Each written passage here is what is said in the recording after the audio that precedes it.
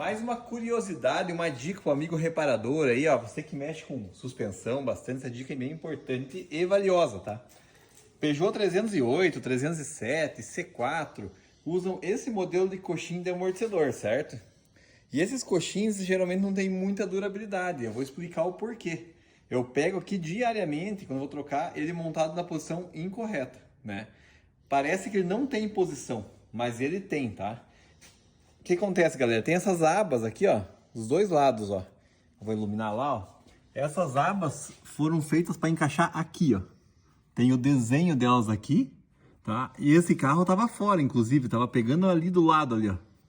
Então, galera, se montar fora de posição, a durabilidade é bem menor, tá? Olha lá. Esse carro aqui, ó, vai nesse caso que vai aqui, ó, encaixadinho a aba com o corte da estrutura do carro lá, ó. Ele encaixa certinho. Então ele fica na posição correta de trabalho, impossibilitando com que ele gire também, né? E aumentando a durabilidade da peça. Então eu tenho montado aqui nessa posição, não tenho me incomodado. A gente sempre utiliza, obviamente, um coxim de marca boa, né? Não adianta montar um coxim ruim. E resolve o problema aí definitivo e dura muito tempo o coxim. Beleza, galera? Essa é